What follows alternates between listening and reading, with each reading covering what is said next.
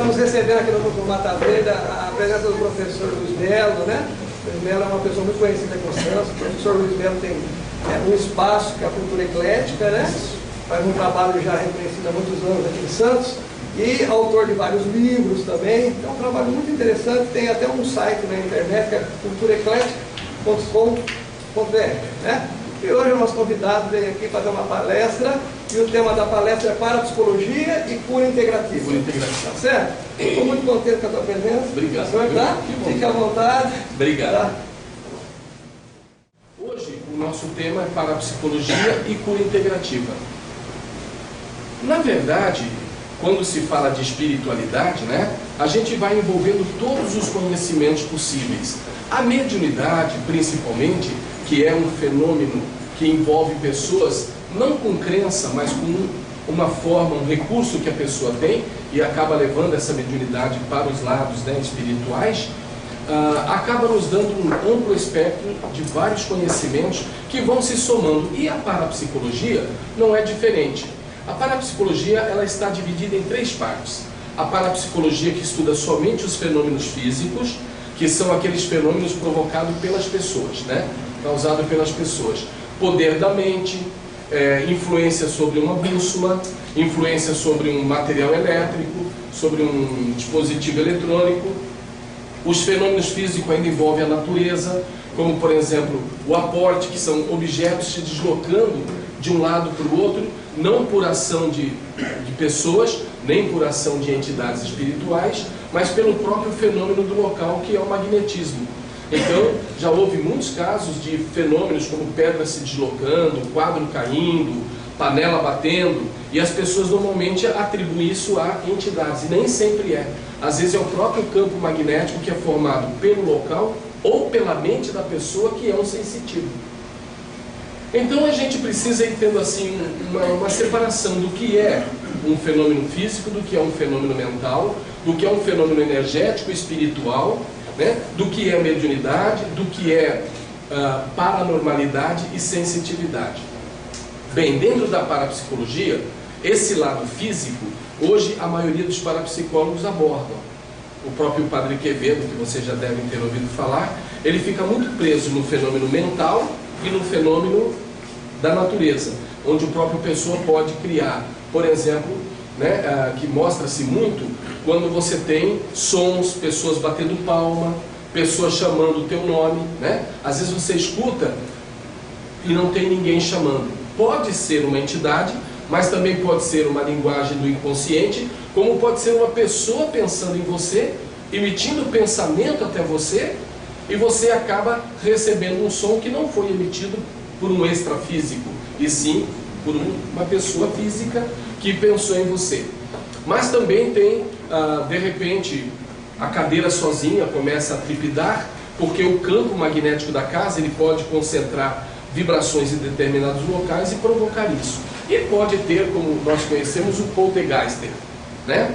Um espírito que participa de um processo, de um fenômeno, tanto que o poltergeister significa espírito brincalhão, uma entidade que não é necessariamente um zombeteiro, né? Para quem conhece a mediunidade, a espiritualidade, a gente classifica em obsessores, zombeteiros, né? Outros tipos de entidades sem luz, que não é o caso que a gente se refere a Exu, porque Exu, Pombagira, nem sempre se classifica num fenômeno de poltergeister, porque são entidades já com consciência de atitude.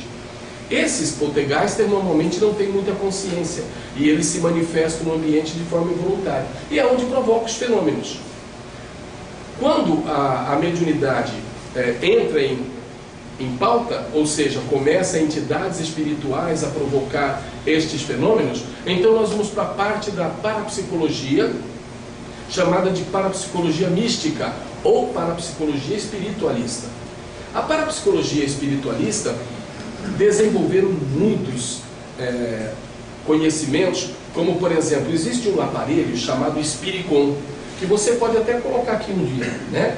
Esse Spiricom é um aparelhinho que parece um detector de ondas mentais, aquele aparelho que você capta, né? Como é que chama esse aparelhinho que vocês lembram? Que capta as ondas mentais quando você está dormindo? Eletroencefalograma é um aparelhinho semelhante àquilo, ligado num canal de televisão neutro, tipo canal 3, né? Ou num AV, e o aparelhinho começa a se fazer uma reunião, uma invocação, e o aparelhinho começa a acusar variação de energia, e muitas vezes aparecem fisionomias na televisão. Na faculdade de Curitiba, isso está por demais treinado, e acontece e aparece personagens interessantes se manifestando através da televisão por causa desse aparelhinho chamado Spiricom. Hoje, a vida do lado de lá, a vida chamada extrafísica, né, pela parapsicologia, ela tem diversas formas de ser confirmada. Lógico que hoje quem tem mais convicção ou mais contato com entidades espirituais são os médiuns ou os videntes. Mas existe como você ter muito acesso a essas informações, mesmo não sendo um sensitivo, um médium ou um paranormal. Qual a diferença de um paranormal, de um sensitivo e de um médium? Paranormal, aquele que tem uma faculdade mental capaz de provocar o fenômeno. O paranormal, ele provoca o fenômeno. Ele mexe numa bússola, ele consegue mexer na agulha de uma bússola, ele consegue muitas vezes queimar uma lâmpada com a projeção do pensamento, ele consegue fazer objetos se deslocar com a mente. Vocês viram o caso do Uri Geller. Isto é um paranormal. Sensitivo é aquele que consegue detectar frequências, sejam elas de pessoas ou sejam elas de locais. A maioria de nós todos somos sensitivos. Todo paranormal também é um sensitivo, mas nem todo sensitivo é um paranormal, porque o paranormal ele consegue repetir o fenômeno e provocar o fenômeno. O sensitivo só percebe, né? Se você chega num lugar que tem uma energia densa, uma energia variável, você sabe se o ambiente está bom ou não. Quando você se aproxima de uma pessoa que ela está meio carregadinha, ou ela está com uma urucubaca, você também percebe que o clima não está bom. Você é capaz de perceber, e quando você percebe essas energias, ou sente o efeito dessas energias no corpo, arrepios, tremores, né, das pálpebras, parece que tem teia de aranha na cabeça, arrepio no braço, tremores na perna, às vezes um frio na barriga. Cada um tem uma forma de identificar uma presença energética. E o nosso cérebro, ele tem um dispositivo que nos permite perceber quando a energia é extrafísica. Porque a energia extrafísica tem densidade, tem movimento e causa um determinado comportamento. É o caso da pessoa quando tem alguém criticando a vida dela, ou uma inveja, né? Quem nunca sentiu uma dorzinha nas costas, nos ombros, nos braços, nas pernas, por causa de crítica, ou de fofocas, ou de inveja. Ou do famoso olho gordo, né? Tem o famoso olhar da seca pimenteira, pessoas que às vezes têm um pouquinho mais de raiva, olha com aquela raiva danada, pronto. Desarranjou o teu dia e às vezes até a semana, às vezes até o mês todo, né? Depende da quantidade de urucubaca que vem para cima. Este é o sensitivo. O sensitivo chega num ambiente como esse aqui, ele começa a ter vibrações, ainda mais que tem vários símbolos, né? Vários elementos referenciais que emitem energia. Não tem como você não ficar arrepiando, né? Ficar tendo sensações, porque o próprio ambiente cria isso. E depois, como a maioria de nós aqui, a maioria não, todos nós, somos pessoas abertas à espiritualidade, querendo ter um pouco mais de discernimento, conhecimento do espiritual, todos nós somos médiuns, todos nós de alguma forma provocamos essas ondas frequenciais. Por quê? Porque já estamos de alguma forma com um certo desenvolvimento espiritual ativado. E quando a gente tem desenvolvimento espiritual ativado, nós não ficamos só nós. Nós sabemos que as entidades também se aproximam de tudo aquilo que a gente aprende.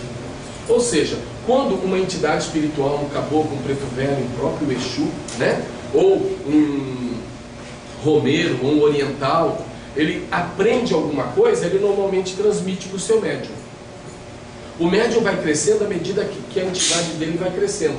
Mas quando nós também ouvimos coisas diferentes, discernimos, aprendemos, entendemos, damos mais abertura, eles também ganham. O bom da mediunidade é que ela é uma troca. Quanto mais você, como matéria, compreender, aprender, entender, quanto mais você desenvolver o seu discernimento, as suas faculdades paranormais, a tua sensibilidade, mais você favorece o crescimento da sua entidade. Porque às vezes a entidade tem dificuldade de emitir certas informações, porque o cérebro não permite a decodificação. Então você vai diferenciando o médium do outro de acordo com a capacidade daquele que tem uma melhor capacidade de filtrar ou de discernir aquilo que lhe é emitido pela cabeça, que nós chamamos de canalização, ou indução telepática, ou indução de informação espiritual. Então, à medida que nós materialmente vamos ampliando, nossas entidades também podem subir mais um degrauzinho. Por isso é importante a gente entender que o conhecimento da matéria, o desenvolvimento da matéria, a abertura espiritual que nós podemos dar a nós mesmos, só vai favorecer a nossa mediunidade. Mediunidade é um outro departamento, né? Sensitivo, paranormal. Paranormal provoca o fenômeno. Sensitivo tem a percepção extrasensorial de frequências. E o médium se relaciona com agentes extrafísicos ou com entidades espirituais. A mediunidade tem um amplo espectro. Então, você pode ser um médium de uma qualidade X. O outro pode ser um médium de uma qualidade Y. O outro um médium de uma qualidade V, né? Médiums que são mais tendentes a curas, médiums que são mais tendentes a transporte, né? Transporte é aquela faculdade que o médium tem, de onde ele chega, ele vai que nem esponja captando as negatividades de pessoas e do ambiente. O transporte é um mecanismo que não são todos os médiums que têm. Os médiums que têm faculdade de transporte normalmente são médiums de doação, médiums normalmente de cura. Os médiums normalmente de defesa, médiums de encaminhamento, o transporte deles é meio devagarzinho. Agora já o médium, né, que é um médium de cura, que é um médium de doação, que é um médium de encaminhamento, no sentido de oração, meditação, este médium tem transporte forte. E o transporte é um mecanismo que o cérebro desenvolve. Quando você chega perto de uma pessoa que ela tem uma determinada carga, ela puxa. Quando a gente, voltando um pouquinho para a parapsicologia, leva isso para a parapsicologia, eu acho que a parapsicologia bloqueia a parapsicologia materialista. A parapsicologia energética é aquela parapsicologia que estuda apenas o campo energético das pessoas, a aura, a vibração, a capacidade de radiação, de mente. Nós temos um exemplo na materialista, o Padre Quevedo. Na parapsicologia energética, acho que alguém daqui já ouviu falar no Frei Albinaresi, que faleceu. Ele era bem específico do lado energético. E quando eu comecei e fiz pós-graduação em parapsicologia, fiz vários cursos em parapsicologia, eu optei pelo lado da parapsicologia espiritualista, né? A gente não encontra tanta facilidade de ficar colocando esse termo, porque ainda o ceticismo em relação ao que existe além da carne ainda é muito grande. Não é todas as pessoas que ainda conseguem entender que a vida não começou e terminou com o nascimento e com a morte. Existe alguma coisa que nos trouxe a vida, existe alguma coisa que vai continuar conosco após a morte. Existe um filme chamado Vida Após a Morte. Alguém já assistiu um documentário parapsicológico? Vida Após a Morte? Procurem esse DVD, se tiverem dificuldade de encontrar, lá na Fraternidade nós temos. Neste vídeo, eles pegam algumas pessoas, cerca de 100 amostragem, e pedem para essas pessoas que estavam em fase terminal, se eles aceitariam morrer em cima de uma cama eletrônica. E aquelas pessoas que tinham, em termos de medicina, uma probabilidade de 3 meses de vida, ficavam em cima da cama até entrar em óbito. Essas pessoas foram medidas. Tudo que acontecia era medido, né? O ar que se exala, a comida que se come, o que se excreta. Bem, no momento da morte, todas as pessoas que morreram sobre essas camas, e isto foi uma experiência feita nos Estados Unidos, no DVD mostra essa experiência sendo feita, todas as pessoas que morreram sobre essa maca tiveram uma perda de 60 gramas de peso, entre 40 e 60 gramas. Mais tarde, eles colocaram máquina Kirlians. Vocês já ouviram falar de máquina Kirlians? Mas máquina, não que filma somente o dedinho, porque tem umas máquinas que filmam só a mão. Agora desenvolveram uma máquina que filma o corpo todo.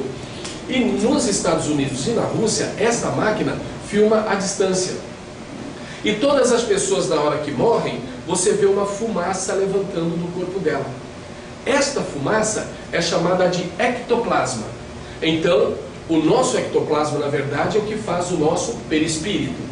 O ectoplasma é uma energia fluídica, gasosa, que ela é o que abriga, na verdade, o nosso espírito. Enquanto nós morremos, nós liberamos esta fumaça e depois de dentro desta fumaça é que sai o espírito. Então é um corpo energético. E lá eles conseguem filmar isso. Eles fazem uma experiência com uma pessoa, eles colocam um livro numa sala e a pessoa dormindo noutra sala. Depois que a pessoa adormece, ela tem que sair do corpo, ir lá na sala, ler o livro e quando acordar diz o que leu. Só que eles tomam cuidado para que quem vai abrir na página não olhe, porque senão o camarada capta por telepatia.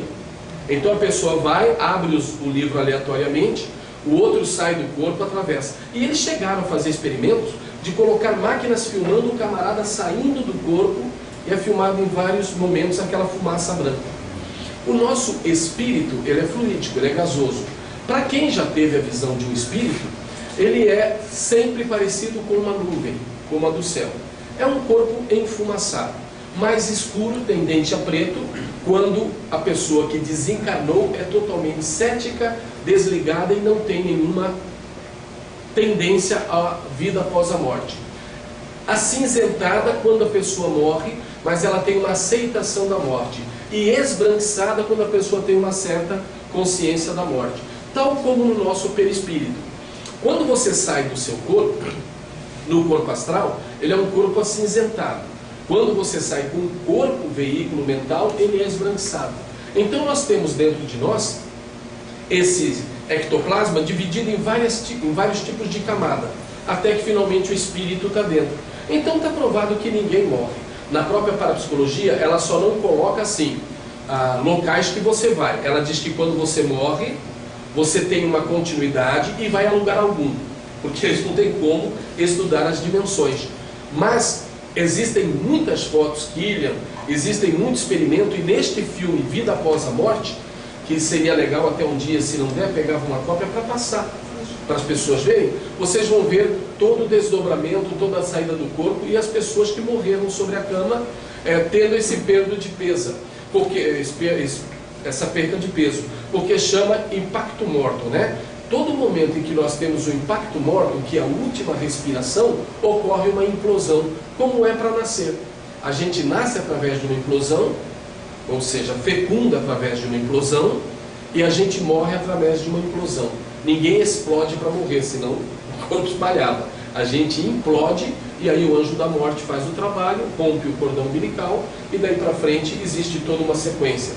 Nós aqui sabemos que existem várias casas espirituais, onde essas pessoas que falecem são levadas de acordo com o seu nível vibracional, de acordo com o seu nível de despreendimento, e lá eles passam por um processo de doutrina e novamente a vida continua. Bem, tudo isso, dentro da parapsicologia espiritualista, é possível você ter certas informações. Nós fomos entendendo então o seguinte com o passar do tempo. Não entendendo, é uma realidade. Primeiro, né? Quando nós somos produzidos segundo um óvulo e um espermatozoide, que são duas porções carnais, que juntas provocam um processo de multiplicação celular, o tal da meiose, mitose, que não vem o caso aqui, e aí você vai formando o embrião e na sequência formando o feto e depois formando nós. Então nós nada mais somos do que um espermatozoide ambulante. Era só espermatozoide e progrediu. Bem, aí a gente nasce. Só que nós nascemos numa terra em que nós não temos discernimento sobre ela. Quem vai nos dar esse discernimento? O pai e a mãe. Então você começa a trazer uma genealogia de antepassados físicos, existe uma genealogia de antepassados espirituais, e o que é engraçado que a gente observa, principalmente para quem tem filho pequeno, para quem convive com criança pequena, você vê que ela tem inúmeros vislumbres de ideias, de pensamentos que você não educou, você não ensinou, e você não tinha como ensinar aquilo porque no meio que você estava aquilo não era pertinente. E a criança dá certos insights, você fala, pô, mas de onde ela tirou isso? Ou seja, quando o óvulo espermatozoide se une para formar o feto, naquele exato momento ocorre também a fecundação, que é trazida pelo mesmo anjo da morte, que alguns chamam de anjo da vida, que liga o cordão umbilical no momento da fecundação. Até surgiu muitas perguntas, e os que estão tentando fazer aí esses camaradas para o laboratório, né? Como é que vai se fundir um espírito a ele? Até hoje eles fazem experimento de duplicidade de vida, mas com óvulo e espermatozoide da mulher. O meio é propício. Isto pode gerar espiritualmente uma continuidade. Mas e se fizessem um dublê a partir de nada, que não tem como ser a partir de nada, a não ser do óvulo e do espermatozoide? Como é que o espírito se ligaria? O homem, ele é dotado de inteligência e Deus permitiria que o homem criasse até a própria vida. Porque o que na verdade a criação maior quer é que todos nós que saímos de algum lugar voltemos a este lugar com um diplominha na mão, né? Com entendimento, conhecimento, iluminação. Por que viemos ao mundo? Que missão é a nossa? Uma vez cumprida a missão, para onde vamos, como vamos e o que o espiritual quer de nós? Hoje nós temos exemplos de pessoas comuns e temos exemplos de pessoas destacadas, tipo Jesus de Nazaré. Veio aqui, fez uma missão, deixou uma lei, a lei do amor, criou praticamente 2 bilhões de mentes que pensam como ele hoje, 1 bilhão e pouco pensa como Buda, um outro bilhão pensa como Krishna, mas vamos ficar em Jesus que tem quase 2 bilhões que pensa como ele. Como é que ele conseguiu reunir tantas pessoas pensando igual ele num só momento, criando uma corrente de força com uma tendência de caminho de iluminação? Né? Isto tudo aí está ligado de alguma forma ao desenvolvimento da alma e ao interesse que a lei tem em nós. A lei não quer que a gente sucumba sem tirar um diploma. E o que é um diploma? Discernimento. Para outra pessoa pode ser a cura, para outra pessoa pode ser uma missão dentro da Umbanda, do Candomblé, da Quimbanda, do Hermetismo, do racionalismo cristão, não importa qual é o caminho, a nossa missão vai eclodir. E a espiritualidade está de alguma forma de ordem nessa missão. Nós temos na verdade 5 tipos de missões que nós temos que ir gradativamente cumprindo. A missão pessoal, aquela que você vai superar seus próprios problemas. Medo, insegurança, ansiedade, angústia, tristeza, vazio, falta algo, né? Agressividade, ciúmes, posse. Bom, tem aí mais ou menos uns 1000 itens que a gente teria que trabalhar na missão pessoal. De repente, se você nascer e ao morrer você se libertar de um fator limitante teu, por exemplo, nervoso, né? A pessoa que tem nervoso compulsivo, se ele se libertar, cumpriu a missão pessoal. Na continuidade da missão pessoal, que é você superar os seus próprios limites, você se lapidar perante a vida, trazendo mais virtudes do que defeitos, você conseguindo transcender suas próprias limitações, você então entra na missão impessoal. O que é a missão impessoal? É quando você já está trabalhando a sua reforma interior, mas você começa a transmitir o que para você é verdade, porque se você também transmite em verdade, você vai colher em verdade. Mas quando você começa a transmitir a verdade, o que é a verdade? A sua vivência. Se você, um belo dia, por qualquer motivo, você viu um vulto, você viu um vulto. E você vai falar para as pessoas que você viu um vulto. Mas se um belo dia, por qualquer motivo, você viu uma entidade espiritual, praticamente de forma carnal, quase materializada, você vai jurar que você viu uma entidade de forma carnal, quase materializada, que falou com você e depois desapareceu. Isto são verdades. Verdades é aquilo que você tem como convicção própria, que serve para você e serve para os outros, né? Ah, mas a sua verdade pode ser sua, mas pode não ser a minha. Sim, mas se você viu um vulto e o cara não viu, para ele é mentira. Mas um dia ele vai ver o vulto, porque se ele não viu, não quer dizer que é mentira. Quer dizer que a verdade dele ainda não foi alcançada, só isso. Aí você vai para a missão de desenvoltura. É quando você começa a trabalhar no seu nível de desenvolvimento maior, as entidades vão se aproximando, porque é que nem eu falei, quanto mais você desenvolver o seu discernimento, o seu entendimento, quanto mais você compreender que você como matéria também tem a obrigação de desenvolver a espiritualidade. O desenvolvimento espiritual não é estribuchamento. Incorporação é uma ferramenta do desenvolvimento. Desenvolvimento é a concepção e a pré-concepção do mundo de Deus. Existem pessoas mais desenvolvidas do que pessoas que incorporam. E existem pessoas que incorporam mais desenvolvidas do que pessoas que não incorporam. Então as pessoas muitas vezes entendem que desenvolver espiritualmente é incorporado. Não, a incorporação é uma ferramenta. Tem muita gente, infelizmente, que incorpora que não tem desenvolvimento. Enquanto ele está tomado daquela energia, até fala alguma coisa, faz algum movimento. Saiu a energia, ele não tem domínio próprio, vontade própria, discernimento, entendimento. Por quê? Porque, infelizmente, a maioria das espiritualidades não leva à cultura. Hoje você tem médiuns, são médiuns até muito bons, mas eles não acompanharam o tempo. Então eles não têm o conhecimento. Aí incorpora. O próprio guia dele pode ter um entendimento até maior, porque qualquer guia de você está no mínimo 3 degraus acima de você. Quando você despertar o nível de consciência 3, a sua entidade está 9. Se você desenvolver o 9º grau de consciência, sua entidade está 27. Porque senão ele não consegue ser seu protetor. Como é que você vai ter um protetor que sabe menos do que você?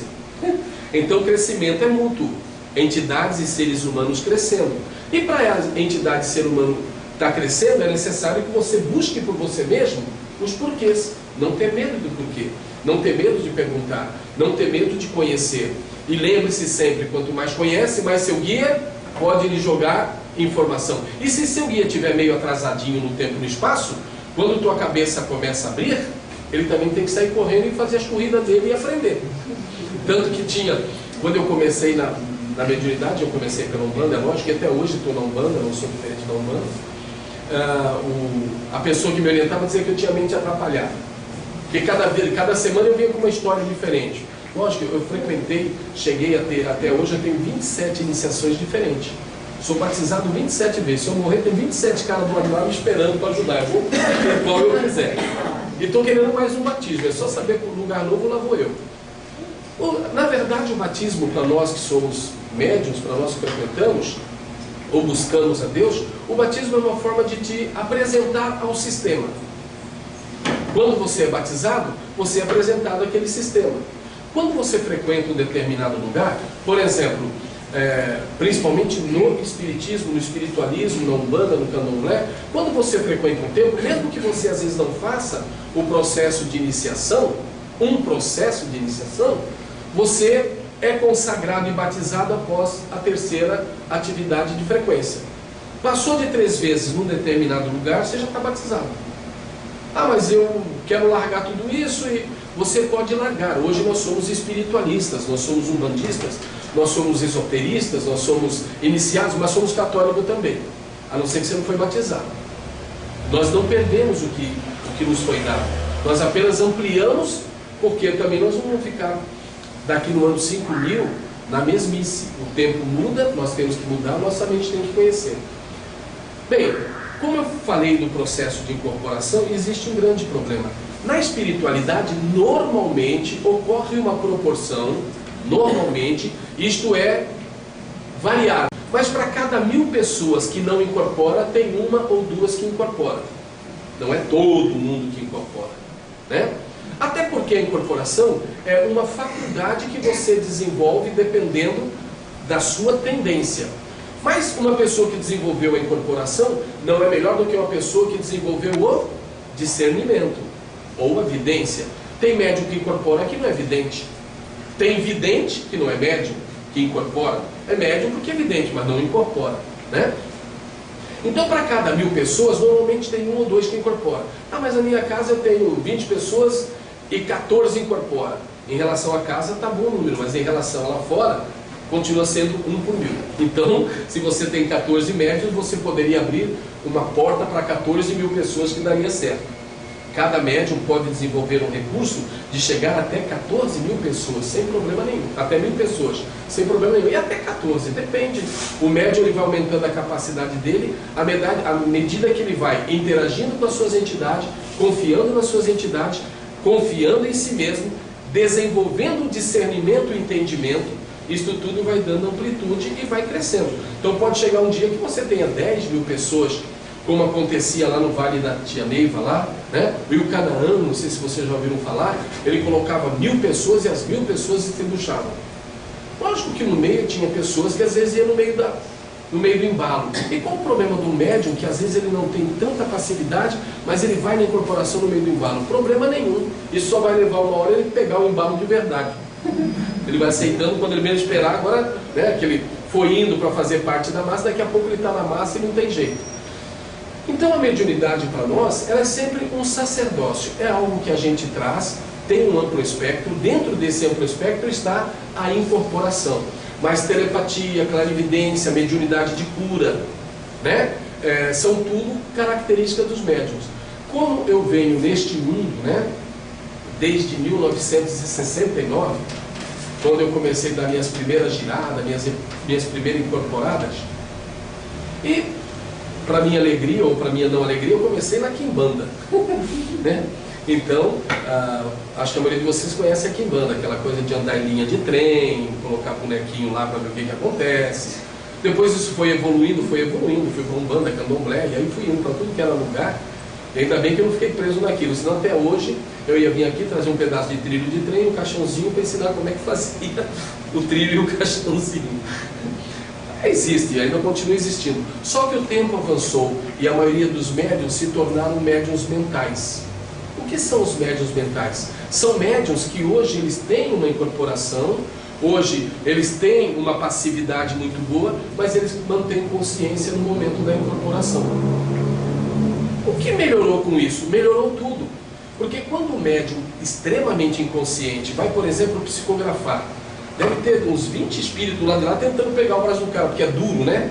Quando o médium é consciente, tipo Chico Xavier, ele deixa o braço à vontade e um só espírito conduz o bracinho dele com uma facilidade danada.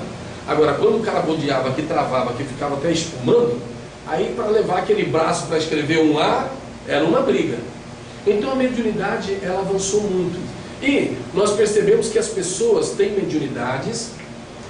Todas as pessoas são médiuns de uma forma ou de outra, mas nem todas as pessoas exercem a mediunidade. Só exerce a mediunidade aquelas pessoas que têm dentro dela um chamamento, uma sensação de que existe algo mais. E foi nisso daí que nós então criamos esse recurso chamado cura integrativa. O que é a cura integrativa? É um dispositivo onde nós associamos a bioenergia, a energia do nosso corpo, o ar que nós respiramos, a água que nós bebemos, a comida que nós comemos, tudo isso gera uma energia chamada metabólica. E essa energia metabólica é gastada na palavra, é gastada no pensamento, às vezes numa caridade, numa cura, e o que sobra vai virando pneuzinho. Normal, né? Porque a gente não está gastando energia como está absorvendo. Mas é bom, porque guardando o pneuzinho diz que às vezes, em certos momentos, é importante. Então não briga com o teu pneuzinho não, deixa ele um pouco quietinho. A mediunidade de incorporação e a mediunidade de acoplamento. Dentro da cura integrativa nós percebemos que, além dessa bioenergia, poderia uma pessoa se associar à sua entidade sem precisar estribuchar. Então nós descobrimos vários tipos de incorporação.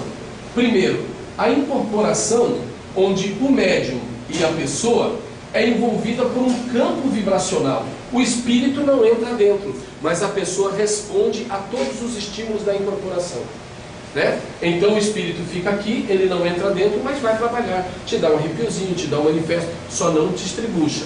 Nesse caso aqui não tem movimentação mediúnica, é só sensação da presença. E o espírito, ou se porque ele fosse uma entidade, e eu, o agente da entidade, eu estaria recebendo influências dele, envolvido no campo magnético dele, poderia fazer uma desobsessão, tirar um legum, fazer uma cura, sem precisar ele vir para dentro de mim.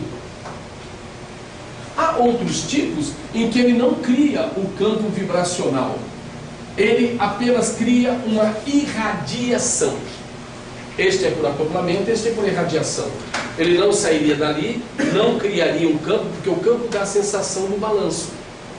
Quando se cria o campo, começa a dar o trejeito. E já começa a perninha balançar, o braço balançar, e quando você vê, não custa nada para puff, né?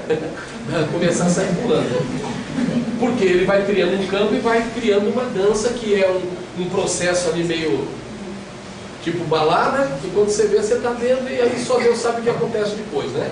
Aqui não, aqui você só fica arrepiado, fica com a sensação de uma teia de areia envolvendo o teu corpo, mas ele não cria campo vibracional, ele só irradia. Esta mediunidade para cura é fantástica.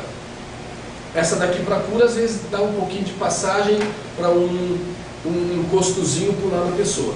Esse aqui o encosto não pula porque ele está à distância. Embora médium de transporte, quando ele vai fazer um passe ou uma cura em alguém, pula nele mesmo, não tem jeito. Mas existe também o contato onde não é emitido o campo vibracional, é só uma telepatia. Esta daqui é a menos movimento possível. Essa não provoca movimento nenhum, a não ser uma sensação de alguém pensei, não sei quem sou. Né?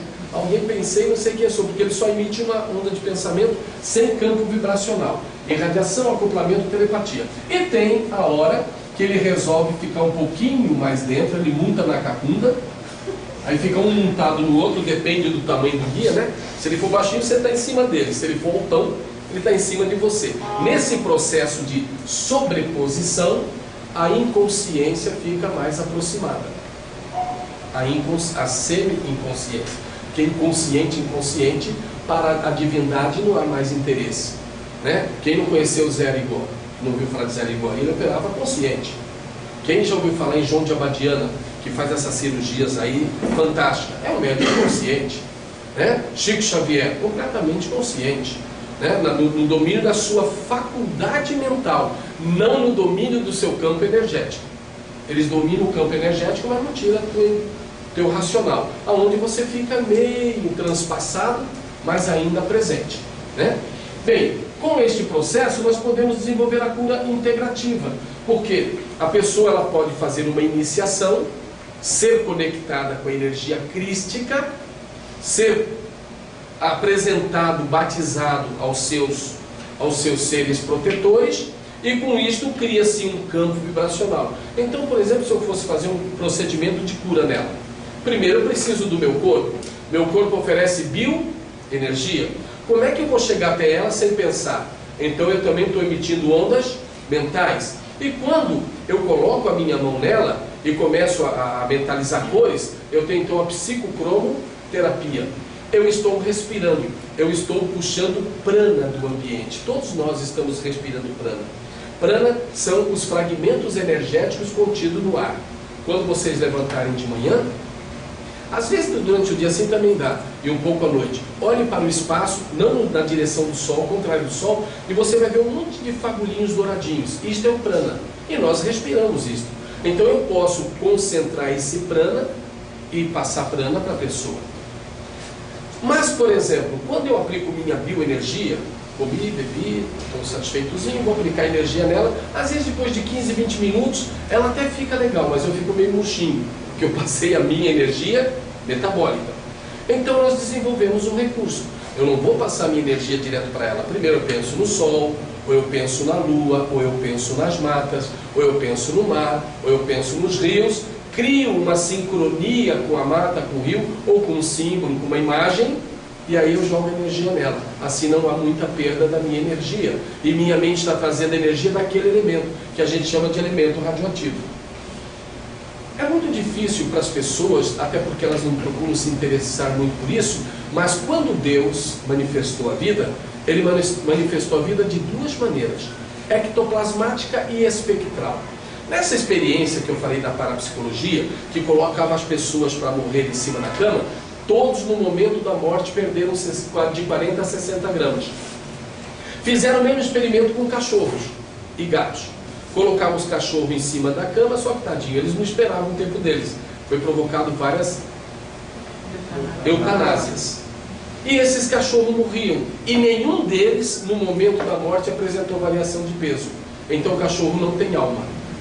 Né? Aí que surgiu muito dessas teorias que gato, cachorro, cavalo não tem alma. E na verdade não tem alma. Gato, cachorro, cavalo, cobra, jacaré, seja lá o que for um animal que não humano, humano tem ectoplasma, animal tem elemental. Então, o campo vibracional do cachorro é diferente do nosso. Se você vê um cachorro fora do corpo, você não vai ver uma fumaça, você vai ver um espectro energético. Espectro, sem peso. Ectoplasma tem peso.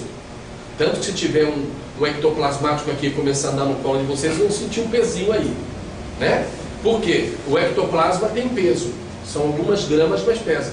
O espírito do cachorro não, ele é um espectro energético. Então Deus, quando eclodiu a vida, ele cria a vida ectoplasmática e a vida espectral. A vida espectral ficou para os elementais, que mais tarde foi desenvolvido principalmente por Og Mandino e outros, o caminho dos gnomos, duendes, pigmeus, ondinas, nereidas, né? Nereidas são os elementais das águas, muitas vezes confundida com Iemanjá. Iemanjá é o princípio da água. Nereidas são os elementais individualizados na água. E as plantas também, que têm vida, só que a planta não faz ectoplasma. A planta tem espectro energético. Então você pode falar com uma planta porque ela tem um corpo, né? Ela está ali paradinha, mas ela pode sair do corpo dela. Normalmente, quando ela sai do corpo dela, ela toma uma forma, nem sempre humana, às vezes espectral. E uma planta pode te dar uma dica. Uma planta pode te mostrar uma forma de cura. Então, nós também passamos a trabalhar com essas energias das plantas e dos animais, né? Se você, por exemplo, vai fazer um benzimento e você usa um galinho de arruda, ou um galinho de alecrim, ou até uma folhinha de capim, você tem muito mais energia do que se você trabalhar só com a tua energia ectoplasmática. Num benzimento se utiliza material por isso, eles associam. Então você pode invocar um gnomo, você pode invocar um duende, mas isso não é coisa de fantasia? Não, se você buscar dentro do esoterismo, isto é antigo, tanto que na época conta que Moisés sairia para libertar o povo daquela opressão dos egípcios, enquanto eles usam o nome de Og Mandino, mas eu não sei se Og Mandino seria esse nome na época. Ele sai para fazer uma fertilização dos elementais com a raça humana. Então por que nós nunca vimos os elementais? Porque nós às vezes nos recusamos a ver até espírito, né? Ver espírito é legal quando você está ali no meio do trabalho e tudo, mas você está em casa deitado, pintou um espírito ali nos pés da sua cama, o cara pode ser um médium antigo, que ele cobre a cabeça e que ele fica tremendo, né? Esse negócio de oculto ainda é meio oculto, é meio complicado pra gente. É bom quando ele aparece assim meio como um vultinho, depois ele vai tomando forma. Agora, você está ali, aparece aquela fumaça que depois vai se modificando, pô, não dá para aguentar não, né? É bem difícil, cobre a cabeça. Mas como é que você recebe um guia e você não tem medo do guia? É porque é uma coisa que eu não estou vendo, eu estou lá, mas às vezes eu até vejo o guia vir, mas eu sei que é um guia. Agora, está no pé da minha cama, lá uma fumaça, um vulto, um espectro, aí complica. Então, na cura integrativa, nós associamos as curas dos elementais. Porque a energia de um elemental, ela potencializa várias vezes a cura. Por exemplo, você vai colher uma erva cidreira, aquele capinzinho, né? Aí você vai lá e taca a tesoura, pega um fechinho e vai fazer um chá. Você tem ali a essência química da erva cidreira. Você vai colher a mesma erva cidreira para fazer outro chá. Você chega no pé de erva cidreira, faz um sinal, nem que seja da cruz, mentalmente diz que você vai retirar aquele. Para a erva cidreira, as folhas é como o nosso cabelo. Se alguém cortar um pouco do seu cabelo, não faria problema. Do nosso já faria, né? Tirar um pouquinho mais. Mas se alguém cortar um pouco do seu cabelo, não tem dor, não tem nada. As folhas das árvores, os frutos, são os cabelos. Não é a pele dói, né? Só que nós sabemos que a árvore faz metabolismo. Ela através da seiva. Se você cortar as raízes da árvore, ela morre, porque ela para de se alimentar. Então, se você for na erva cidreira fazer o sinal da cruz e pedir de coração para ela que aquelas folhas sirvam para a cura, um faz o chá sem pedir nada, o outro faz o chá pedindo. A pessoa doente toma o chá de quem não pediu nada e não sente nada, mas de quem pediu, a pessoa cura. Qual é o segredo dos benzedores e daqueles que colhem ervas no mato e que são os famosos curandeiros? A oração, o contato com o espírito da planta. A planta ela pode ter um espírito individualizado ou ela pode ter um agrupamento de entidades em volta, que são vários elementais. Então nós descobrimos isso, tivemos várias experiências, tanto que eu acabo... Vou aproveitar a câmera, você apaga, vou aproveitar a câmera. A gente colocou muita experiência com esses gnomos, e eu fiquei muito tempo lá em cima, em Miracatu, nas montanhas, fazendo meditação, e de repente comecei a conviver e ver esses seres elementais. E mais tarde até tratei pessoas com problema com elementais. E vocês podem ter esse contato a partir do momento que vocês entenderem que a vida é ectoplasmática e espectral. Este mundo é real. E na cura integrativa nós trouxemos. Mas uma coisa interessante, hoje nós somos pessoas de fé e nós nos devotamos nossa fé a Ogum, devotamos nossa fé a Xangô, devotamos nossa fé a Oxum, devotamos nossa fé a Oxalá, né? Se for lá no Candomblé, é Urum, Deus maior. Mas nós esquecemos ou não entendemos, ou as pessoas não nos falam do nosso Pai Celestial. Todos nós temos um Pai Celestial. Você não é daqui, nenhum de nós somos daqui. A Terra não pariu ainda, e a Terra nem vai talvez parir. Não sei se ela vai ter tempo de parir. Todos nós somos migrados. Não há ninguém que a Terra produziu. A Terra vai talvez produzir alguém daqui a mais 2.500 anos, quando estiver chegando a 7ª raça. Nós somos a 5ª civilização sobre o planeta, subdividido em povos. A Terra não pariu até hoje. Existem aqui muitos lunáticos.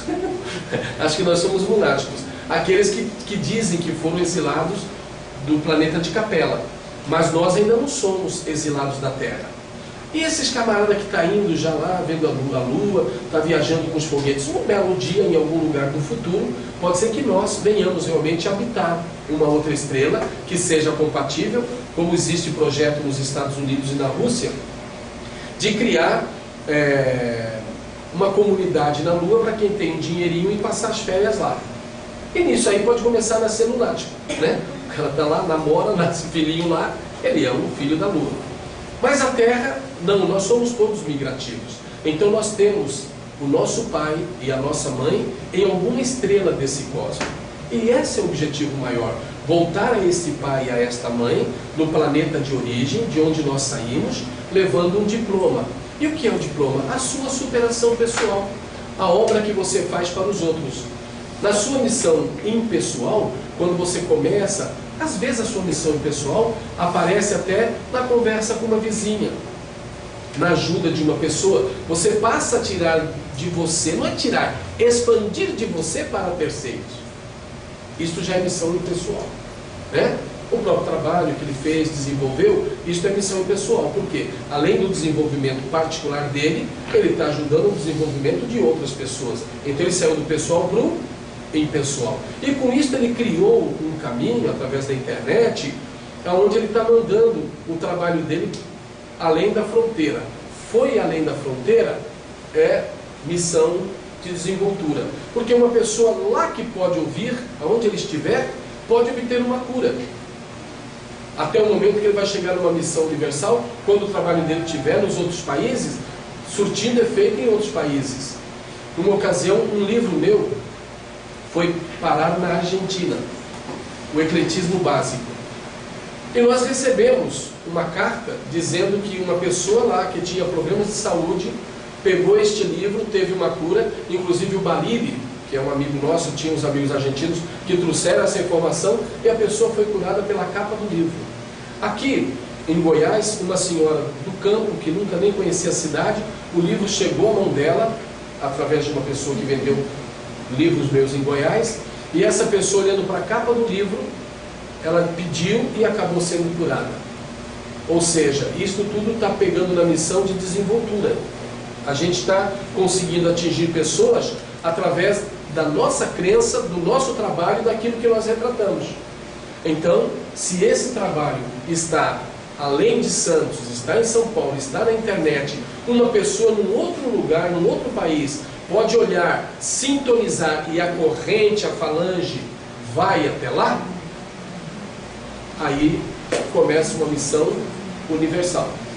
E isto é possível, né? E depois a missão cósmica, que é Jesus, que para nós não pretendemos isso. Mas o que nós entendemos? Que nós temos que buscar o nosso Pai Celestial. todas as estruturas entre o Pai e nós são chamadas de estrutura de suporte. Então nós temos nossos guias, nossos protetores, nossos mentores. Nós temos protetores primários, secundários. À esquerda, né? À esquerda nós temos dois tipos de esquerda, doutrinada e não doutrinada. Existem entidades de esquerda que elas têm toda a doutrinação e estão a caminho da luz. E existe entidade de esquerda que ainda está mais perdidinha, que segue tiroteio e ainda não tem muito desenvoltura espiritual. Mas hoje existem entidades, Exus e Pombagiras, que têm conhecimento muito além de muitas entidades de luz. Por quê? Porque eles estão no progresso de busca. Então por que eles não viram de luz? Devido ao problema de comprometimento deles com a lei. Assim, o que nós vamos entendendo? Que na cura integrativa, você vai trabalhar o seu processo de cura, vai trabalhar a sua mediunidade, vai fluir a energia da tua mãe, da sua mão, do Pai Celestial, através das suas entidades, através das entidades, das energias radioativas, das plantas, dos elementais, da mente e da própria mediunidade e da própria sensitividade. E nós fizemos esse trabalho associando ao que tínhamos entendido da parapsicologia, da mediunidade, do esoterismo, das linhas de iniciações, né? O que é importante? Que a pessoa que tem a mediunidade compreenda que muito desenvolvimento dela vai caber a ela. Tanto que na mediunidade moderna se aprende o seguinte: o primeiro grau que o médium recebe pertence à entidade. As pessoas são levadas a buscar o desenvolvimento. Isto quem dá é a entidade espiritual. O segundo grau você conquista. É quando você tem a entrega e a aceitação daquilo que te foi encaminhado. O terceiro grau, ele te dá. O quarto grau, você conquista. É quando você começa a ter entendimento, conhecimento do que você faz. Porque às vezes você faz e não conhece, faz e não tem um discernimento. Aí você ganha o quinto grau, que é o grau da exaltação. Qualquer médium de quinto grau pode fazer cura. Qualquer médium de quinto grau pode fazer uma desobsessão. Qualquer médium de quinto grau pode fazer uma limpeza espiritual, pode fazer um encaminhamento. Um médium de sétimo grau, lembra que o sexto é por conta dele. O sétimo, cada vez que você ganha um, o plano espiritual te entrega outro. E com isso você subiria uma escada de 13 degraus. O que não é diferente das outras escolas. Os médiums sobem 13 degraus, que vai equivaler a 33 graus de muitas fraternidades. 27 lá do Graal, vale os nossos 13. À medida que você vai ganhando o ímpar, você tem que conquistar o par. Do nono grau, você tem o dom, né, da cura, do encaminhamento e até da intercessão. Você é um médium de nono grau, você pode interceder para onde vai o espírito. Se ele vai para Santo Agostinho, se ele vai para Santa Luzia, para onde ele vai. Aí você desenvolve o décimo, que é o discernimento, a doutrinação. Você não desenvolver conhecimento, como é que você vai doutrinar? E são nas suas convicções e certezas que está na leitura, no conhecimento, nas palestras. Por isso que o trabalho feito aqui é muito interessante, porque ele abre o conhecimento, ele traz pessoas de fora, né? Ele faz palestras onde os filhos da casa vão aprendendo, entendendo, compreendendo. Com isto, você pode às vezes não ter a linguagem que eu estou falando, mas você está num determinado grau. Se você é uma pessoa que você, além de ter as suas entidades, além de querer talvez ter muito entendimento das suas entidades, mas você também é uma pessoa que está aberto à busca ao conhecimento, você está subindo o grau naturalmente. Uma coisa é verdade, nenhum de nós que estamos aqui estamos abaixo do quinto grau. Porque se estivéssemos abaixo do quinto grau, nós não nos permitiríamos ouvir coisas que talvez fossem causar um questionamento. E por mais que eu tenha falado aqui algumas palavrinhas meio bagunçadinhas, eu tenho certeza que está sendo entendida por igual. Como tenho certeza também que os nossos próprios protetores e mentores estão aí de acordo, senão já tinham feito eu morder a língua. Quando eu começo a falar uma coisa que não está encaixando na mente das pessoas, dá uma mordidinha. Aí ela melhor dá um arrepio, né? Eu fazer morder a pontinha da língua, aí eu paro.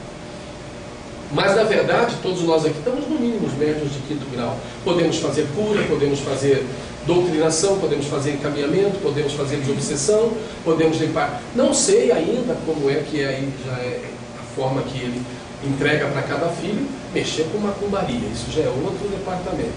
Mas pelo menos ajudar, curar, limpar, fazer limpeza, essas coisas todas vocês são todos preparados. Por quê? Porque tem ouvido para ouvir. Senão já teriam dito assim, dá licença, posso sair fora, estou fora. E pessoas que de repente falaram, vou lá, não vai ser bem isso que eu quero ouvir ainda, então não vem. Mas quando você vem e você ouve, é porque você está naquele nível e podendo ouvir até um pouco mais. Bem, na parapsicologia não existe nenhum sistema de fazer com que você adquira aquela ligação. Parapsicologia é ciência, só que ela permite estudar fenômenos das pessoas, ela permite estudar fenômenos físicos, ela permite descrever um sensitivo, um paranormal, mas ela não tem o processo de iniciar ninguém e ficar com aquele dote, só lendo. O sensitivo não tem como também ficar formando um sensitivo, porque isso é da natureza de cada pessoa. Mas o médium tem como ajudá-lo através das iniciações, das informações, dos conhecimentos e do trabalho de desenvoltura espiritual que ele faz na própria casa. Esse trabalho de cura integrativa até pode ficar a seu dispor. Se um belo dia vocês acharem assim que querem fazer, aí a gente combina e à parte a gente faz este curso. É um curso, tudo para nós é de muito pequeno custo, porque a gente sabe as dificuldades de todo mundo. Tem a apostila, é um curso que você faz das 2 às 19, já sai aplicando energia de cura integrativa e associa ao que você tem. A maioria das casas espirituais que você procura, infelizmente eles tentam fazer uma substituição de protetores. Então tem que tomar cuidado aonde vai, que às vezes eles tentam mexer um pouquinho na estrutura espiritual da gente. Mas a cura integrativa é o contrário, ela soma. É a sua mediunidade que vai atuar, junto com a energia crística, que é o seu Pai Celestial, e junto com todos os recursos da natureza. Bem, eu estou dentro da espiritualidade há muitos anos realmente. Comecei essa brincadeira com 12 aninhos, me enfiando dentro do cemitério para tentar tirar minha mãe, que tentava de todo jeito fazer as coisas malucas que eu não entendia nada. Com isso acabei virando budista, depois acabei virando Sejuê, depois acabei virando Aikari, depois acabei virando maçom, depois acabei virando de tudo um pouco, em busca de mais e mais informações. A única coisa que eu entendi é assim: todas as pessoas precisam ter uma crença, mas aquela pessoa que tem fé é maior do que qualquer pessoa que tem crença. Não basta ter crença se não tem fé. Mas as pessoas que buscam, que se abrem, como Jesus diz, coração e mente aberta, é maior do que qualquer pessoa de fé. Porque vocês estão vendo o que a fé está fazendo com as pessoas. A fé limita, a fé bloqueia, a fé impede, a fé não deixa. Não é esta a fé que foi pregada. A fé pregada é a fé da busca. Então, por isso Jesus diz: batei-vos e abri-se-vos-á, buscai e acharei.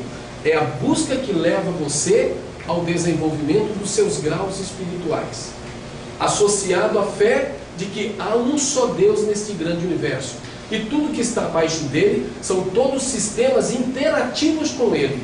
Mas nós não podemos ter nosso sentimento maior a nada acima de Deus. Primeiro Deus, depois nós, depois a nossa fé e nossa confiança em tudo que nos cerca. Mas há um só Deus, e por isso nós temos que manter essa dica. Porque o que os próprios seres espirituais maiores querem, nós também queremos, que é a famosa iluminação. Então a espiritualidade é o único meio. Não tem como compreender a vida na sua totalidade em faculdades. Por mais que você estude a vida só será conhecida quando ela for sentida. Tanto que não há definição para a vida. Eu vou dar um bloqueio no que eu estou falando, senão daqui a pouco, se me deixar, lá vou eu. E vou deixar um pouco aberta perguntas que podem não ter respostas. Fiquem à vontade. Ou comentários. Um pouquinho por vocês. Se alguma coisa também que foi falada ficou um pouco subjetivo, não se preocupe. A frase de Jesus, quando perguntaram para ele qual a melhor forma de conhecer o mundo de Deus, ele disse, em verdade eu vos digo, sede como um astuto negociante, aceita o que é bom, rejeita o que é mal. Se há coisa que vai em desencontro com o teu eu, é porque você já está muito acima disso, ou é porque você ainda não chegou no momento.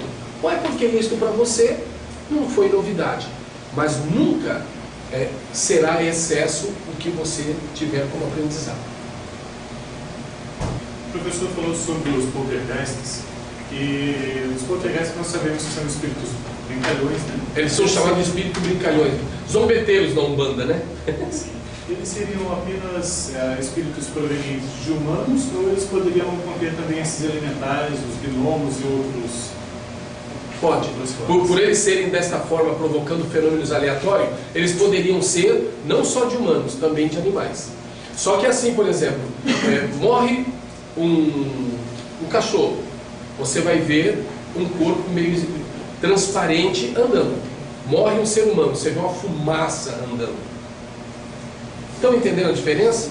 Então não é que o cachorro não tem espírito, ele não tem espírito, ele tem elemental, e nós temos espírito. Tanto que todos nós podemos falar cachorro, mas o cachorro não pode falar nós. Se bem que hoje fala com o olhinho dele, né, com o jeitinho deles, tem muito cachorro que consegue conduzir a gente onde eles querem. Né? O tempo moderno, o convívio humano, animais são tantos que eles conduzem você e você vai fazer o que eles querem. Né? Gato que faz você buscar água para ele, cachorro que faz você abrir a torneira, cachorro que você dá no copo, ele não bebe, você põe na bacia e ele bebe. Quer dizer, isso tudo são inteligências. Então pode sim, viu? O poltergeister pode advir de seres elementais. Pode sim. E nem sempre de entidades umbralinas. Às vezes um poltergeister pode ser também espíritos que ainda estão com a mente meio criançada.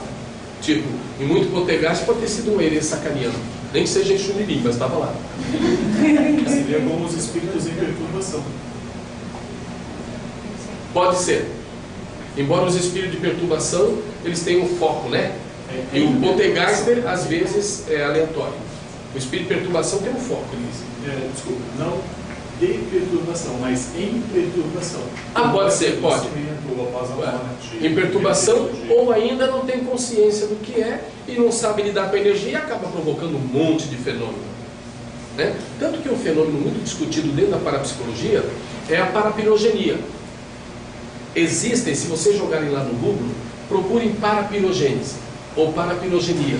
Pessoas que colocaram fogo no seu próprio corpo sem colocar álcool e pessoas que implodiram e se incendiaram. Existem casos verídicos em que as pessoas chegaram no local, a pessoa estava incinerada e não tinha nenhum sinal de fogo. Vocês vão ver lá nas fotos, no Google, de pessoas que deixou só o sapato. E pessoas que relataram que da casa saía uma luz azulada, uma fumaça azulada, que era produto da combustão. Autocombustão, chama parapirogenia. Existem muitas coisas que os próprios seres humanos provocam. Muitas coisas que a própria natureza provoca. E muita coisa que os espíritos provocam. Para nós que somos médium é interessante porque a gente separa um pouquinho. Né? Porque senão um belo dia você está meio defasado e acha que é espírito, e às vezes é você que está defasado. E tem vezes que você está achando que é você que está defasado e é um espírito. Então há que se conhecer as diferenças comportamentais de quando você está com uma obsessão, com um encosto, com uma entidade perturbadora, com um trabalho feito, e quando, na verdade, você está em conflitos internos. Que às vezes um conflito provoca um fenômeno do mesmo jeito que o encosto. Tá? Pois não? E os sonhos? Como a paranormalidade? O sonho, não só a paranormalidade, na Umbanda, na Quimbanda, no Candomblé, os evangélicos, ninguém foge do sonho. Sonho é uma linguagem do inconsciente. O sonho é uma retratação da alma. Então a parapsicologia, ela utiliza... Que legal que você abriu uma portinha para mim falar. A parapsicologia utiliza do sonho até para diagnósticos. E aproveitando só que ela abriu, antes que ele fale, vou cortar... agora em outubro eu vou estar lançando um livro chamado O Mundo dos Sonhos, Realidade e Imaginação. Nesse livro O Mundo dos Sonhos, eu divido ele em sonho espiritual, sonho de viagem astral, sonho reencarnatório, sonho psicanalítico, que são aqueles momentos em que a gente recorda coisas que estão reprimidas dentro de nós, sonho experiencial. Eu divido em algumas qualidades de sonho. Mostro a forma de você interpretar o seu sonho, que normalmente é feito com os elementos chamados referenciais. Então em outubro quando eu estiver lançando, vou lançar lá na Fraternidade, mas podia um dia você fazer um chamado e a gente vinha fazer uma noite de autógrafo aqui, né? Porque se ninguém comprar o livro, como é que eu vou tomar cerveja? Quando uma pessoa sonha com um fato, esse fato acontece.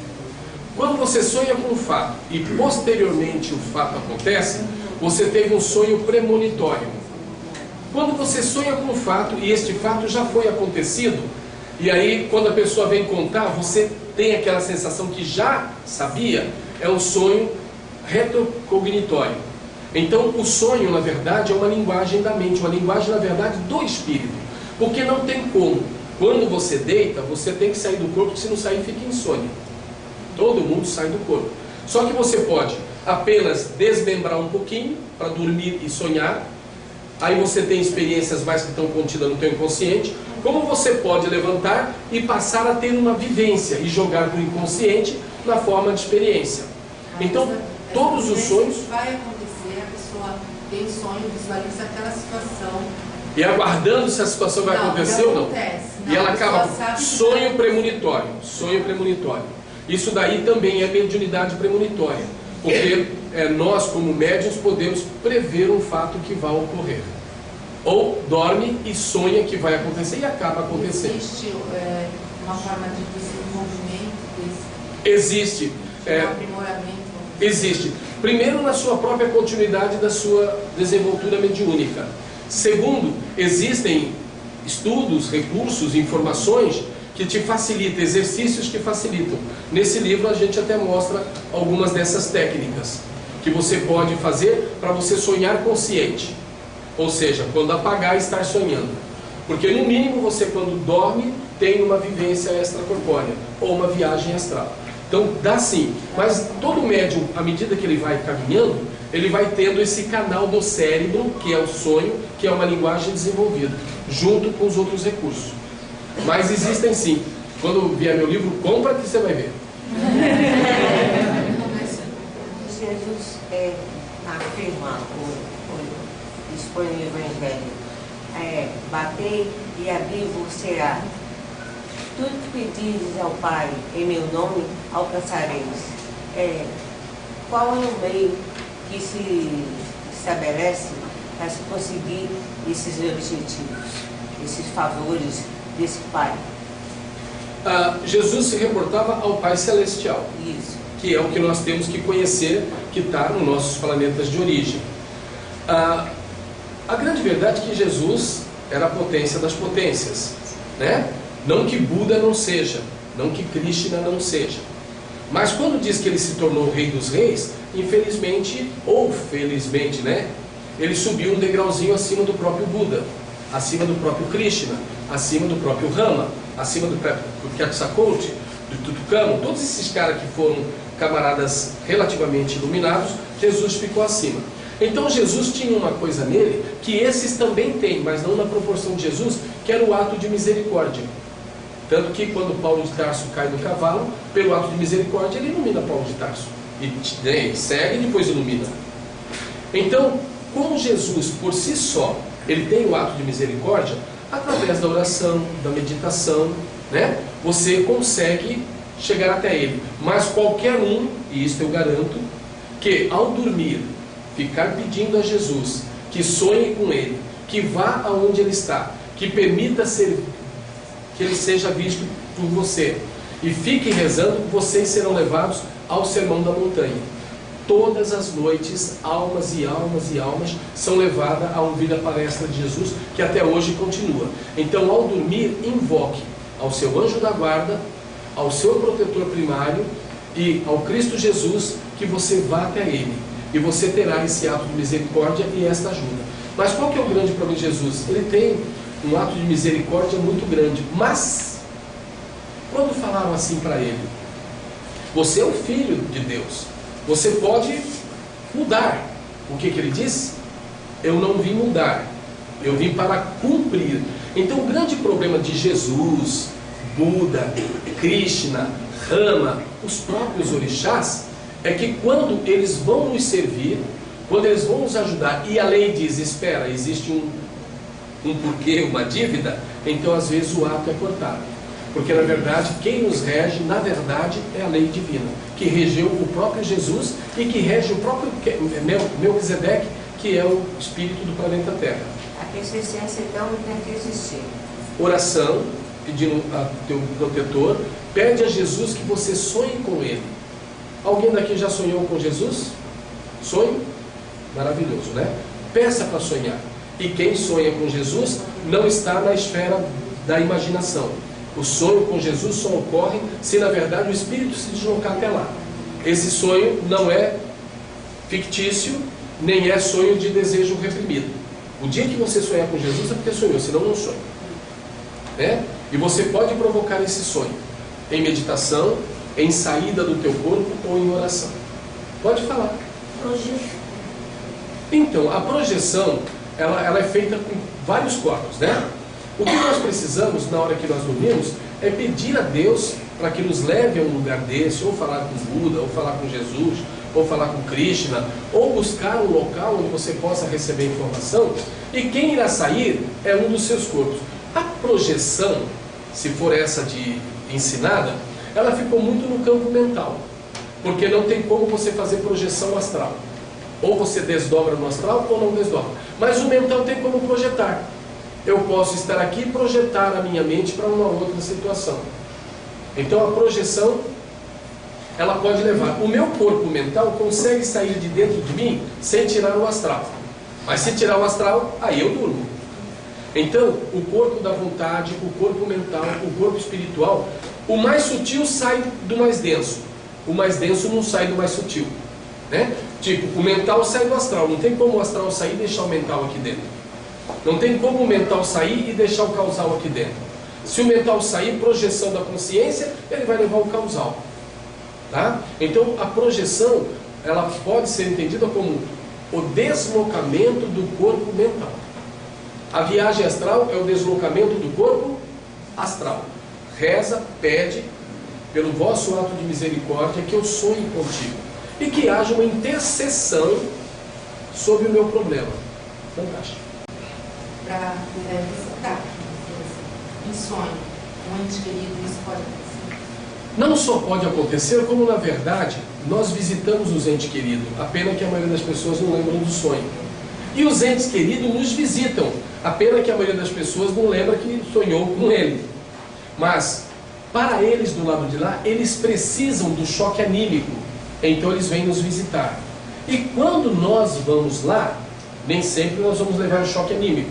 Mas nós acabamos levando uma apreensão para eles, que acaba dando um outro entendimento.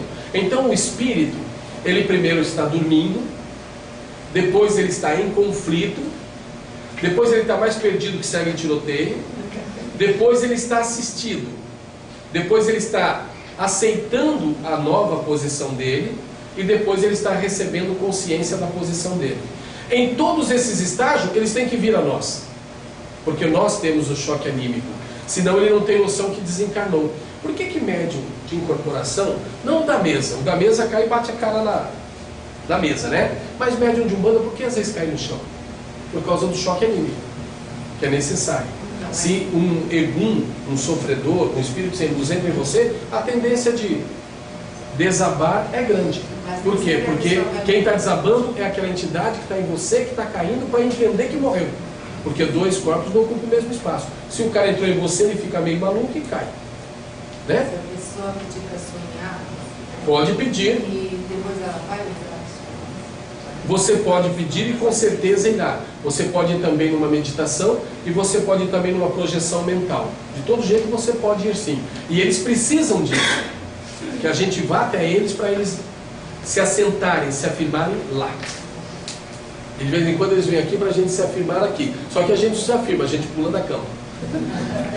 Um chazinho, um calmante, calmir, leva a cidreira na hora de dormir, tentar ir na paz e não ligar despertador, essas coisas de manhã, ajuda na lembrança, né? Muito. Para quem quer realmente treinar o mundo dos sonhos, também está lá no livrinho, vamos deixar de comprar o livrinho. É assim, você precisa deitar e dizer para você mesmo: põe o relógio para despertar, porque senão depois você vai arrumar um problema no emprego. Vamos supor, você põe o relógio para despertar às 6 horas da manhã. ou às 11 horas da manhã, que a pessoa ainda está acordando às 11 horas da madrugada. Você põe um relógio para despertar às 6 horas da manhã. Você coloca, eu vou acordar às 5h50. Faça isso uma noite, 2 noites, 3 noites. Toda noite, 10 minutos antes do relógio tocar, você acorda. Isso não impede que você perca o material do sonho.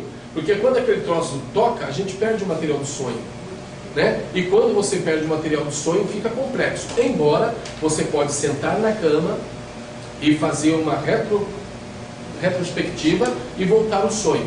Mas se você tomar um chazinho de erva cidreira, chazinho de